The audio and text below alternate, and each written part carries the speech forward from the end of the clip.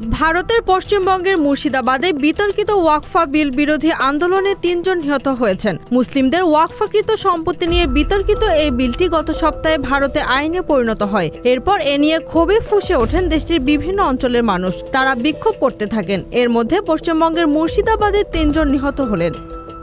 শনিবার এ তথ্য জানিয়েছে স্থানীয় পুলিশ। শুক্রবার মুর্শিদাবাদে পুলিশ ও মুসল্লিদের মধ্যে দফায় দফায় সংঘর্ষের ঘটনা ঘটে। পুলিশের অতিরিক্ত মহাপরিচালক জাওয়াদ শামীম বলেছেন, ৩ জনের মধ্যে 2 জন সংঘর্ষে, অপরজন গুলিতে নিহত হন। পরিবেশ উত্তপ্ত থাকায় কলকাতা হাইকোর্ট জঙ্গিপুরে কেন্দ্রীয় বাহিনীর সদস্যদের মোতায়েনের নির্দেশ দিয়েছে। অপরদিকে ত্রিপুরার উনাকোতিতে আজ পুলিশের সঙ্গে এই বিতর্কিত বিল নিয়ে সংঘর্ষ হয়েছে। সেখানে অন্তত 18 পুলিশ সদস্য আহত হয়েছেন বলে দাবি করা হচ্ছে।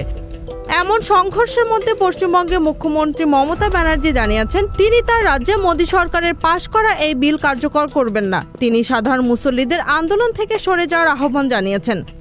মাইক্রো ব্লগিং সাইট এক্সে মমতা লিখেছেন, এ ব্যাপারে আমরা আমাদের অবস্থান পরিষ্কার করেছি। আমরা এই আইনকে সমর্থন করি না। এটি আমাদের রাজ্যে কার্যকর হবে না। তাহলে এই সংঘর্ষ কিসের জন্য? শনিবার পশ্চিমবঙ্গের অন্যান্য অঞ্চল মালদা, উত্তর 24 পরগনা ও হুগলিতেও সংঘর্ষের ঘটনা ঘটে। ওই সময় পুলিশের গাড়ি সহ একাধিক যানবাহনে আগুন দেন বিক্ষোভকারীরা। তাদের থামাতে পুলিশ সরাসরি গুলি ছুড়েছে এমন অভিযোগও উঠেছে। Said news, Dhaka.